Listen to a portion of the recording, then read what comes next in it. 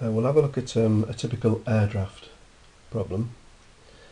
With these, you have a vessel that needs to go under a bridge, and you'll either have to load cargo so that you can get under the bridge, or you can discharge a maximum amount of cargo or ballast to still make sure that you can get under the bridge.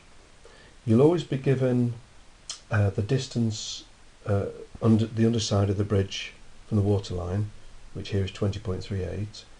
You'll be given a clearance that you'll need to clear the bridge, and you'll be given the distance of the mast from the keel. Okay, so you've got from the keel to the top of the mast, the foremast and the aftermast. You'll also be given the present drafts. Now, the present drafts only come into play when you have to calculate the initial displacement. That's the only purpose they serve. Draft forward and aft, usual procedure, calculate the initial displacement with those. They're not part of the problem insofar as using the masts. Okay, so keep those completely separate. The masts are always assumed to be perpendicular to the waterline throughout, and the problem typically asks us to calculate the final drafts forward and aft to pass under the bridge, and then the minimum weight of ballast to load, in this case, to pass under the bridge. Okay, so I've just done a sort of rough sketch here to show you. You have a bridge, the clearance you require 0.4, the distance from the keel to the top of this aft mast is 27.1 metres. You've got 20.38 metres from the waterline to the underside of the bridge, and what we're looking for is this draft here at the mast. So the mast plus the clearance is 27.5, total 27.5. Deduct the 20.38 that we have, and it leaves us with a draft at that mast of 7.12. So what you're actually calculating is the drafts at the masts.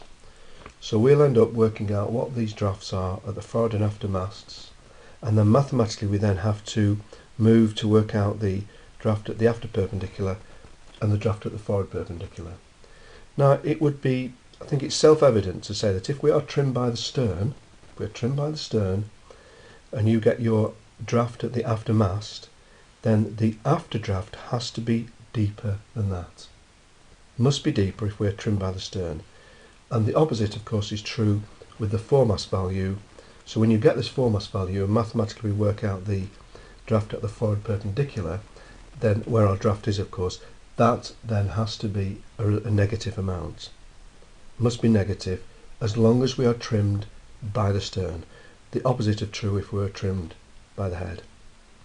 The other values you'll be given are the distance from the after perpendicular to the aftermast, and typically from the after perpendicular to the foremast. So you're given these two values. You know from your stability book the total length between the perpendiculars, so you can see with those three values we can quite easily work out those two values there. So let's look at how we set about sorting out the problem. So our length is 137.5, as I say, you get that from the stability booklet. Then we write down our clearance and mast height, subtract the bridge height, and it gives us a draft at the forward mast of 6.02 and the aftermast at 7.12. That was the example that we did.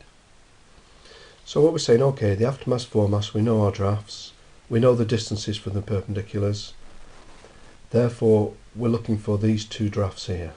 So mathematically we can say, okay, the final draft aft, it will be the 7.12. Now that will be plus because we're trimmed by the stern. When we look at our initial drafts now in the water, we're at 5.42 forward, 6.56 aft, so we're trimmed by the stern, therefore we must add that value, and it's 39, which is the distance from the after perpendicular to the aftermast, divided by the distance between the masts.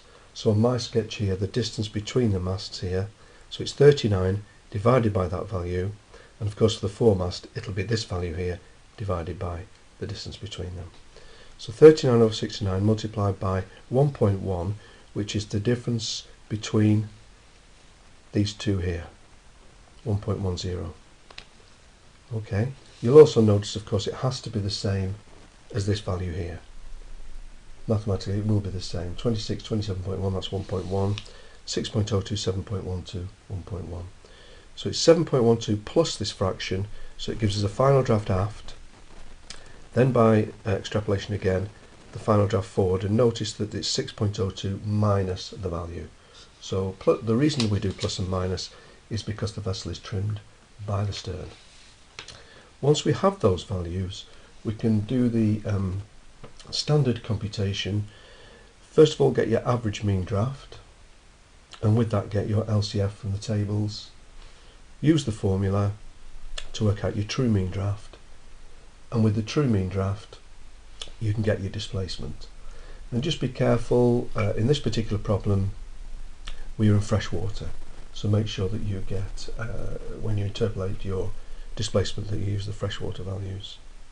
So you can see we've gone to 3 decimal places with longitudinal stability, and therefore we can get our initial displacement, final displacement, and therefore the ballast to load, 1481 tonnes.